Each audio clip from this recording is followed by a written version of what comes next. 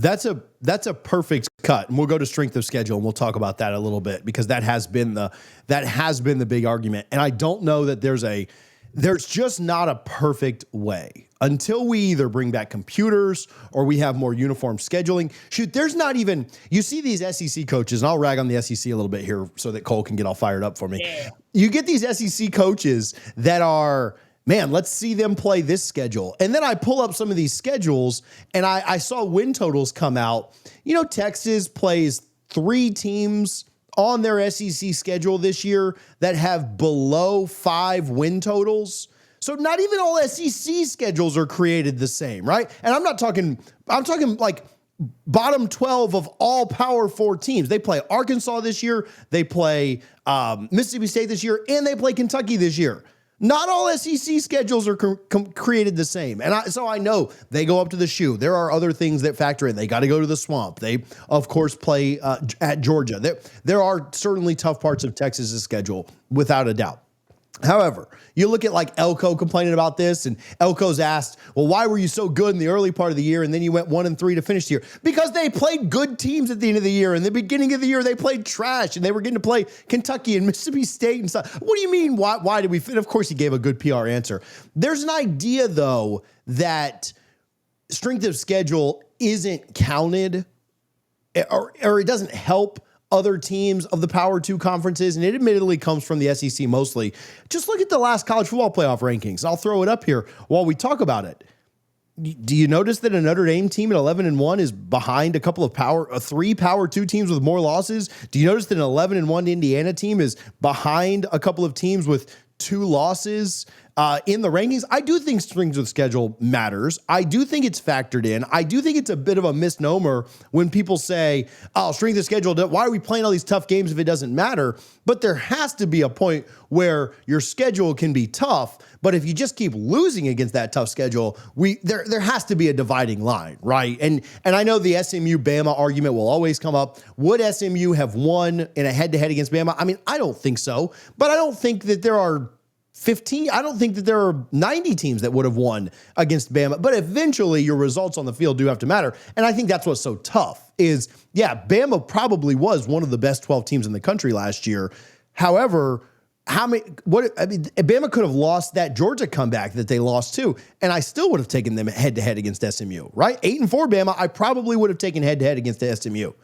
But there has to be a point where we say, yeah, your schedule was tough, but you just kept losing against it. Bama could have. What do you think about that, Cole? Bama 8-4, SMU 12 or what did they finish? 11-2. I'd take Bama head to head, but I don't put them in the playoff because your resume has to matter too.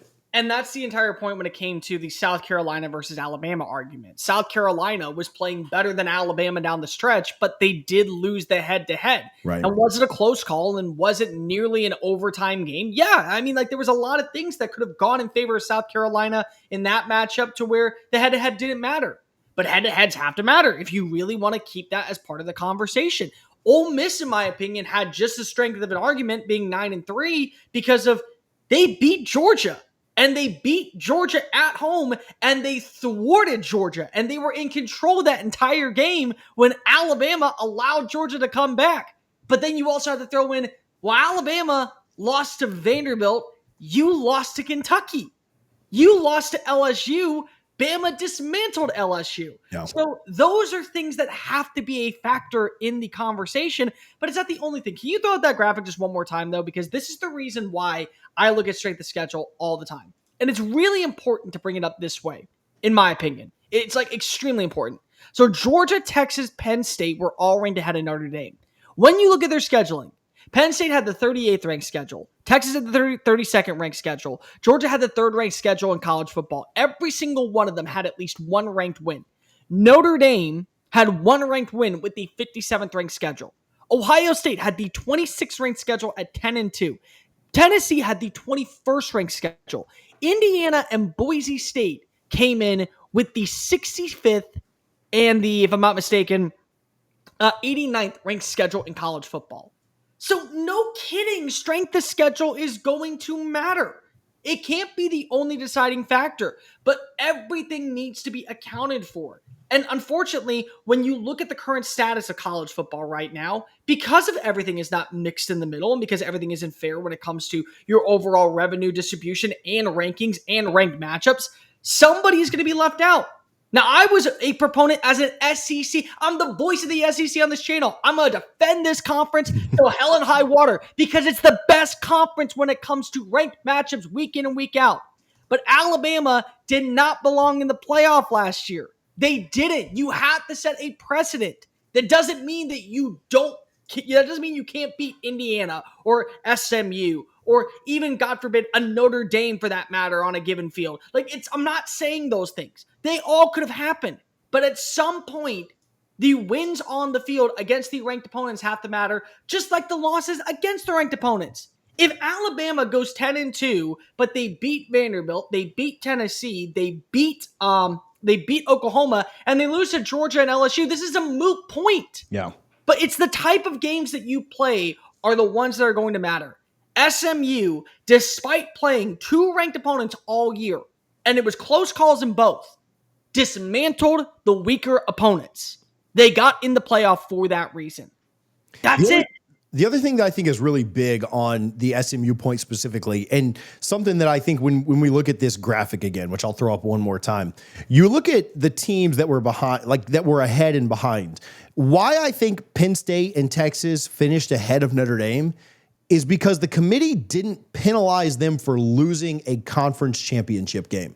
And I think they applied the same exact, if we said, hey, they're better than Notre Dame heading into conference championship weekend, we're not penalizing them because they qualified for an extra game. And I think the committee applied the same exact logic when SMU lost in a heartbreaker to Clemson. They said, hey, if we had them ranked to get ahead of Alabama going into this Clemson matchup, we're not penalizing them for qualifying for an extra week. And that is a precedent that I think is not only good for college football, I think that was the right way to do it. We're not going to penalize you because Tennessee got to take the week off, right? Josh Heupel and them didn't have to play in Atlanta on that first week in December.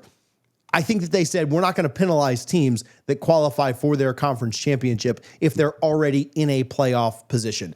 And I think that's the right thing for college football. Same with Ohio State.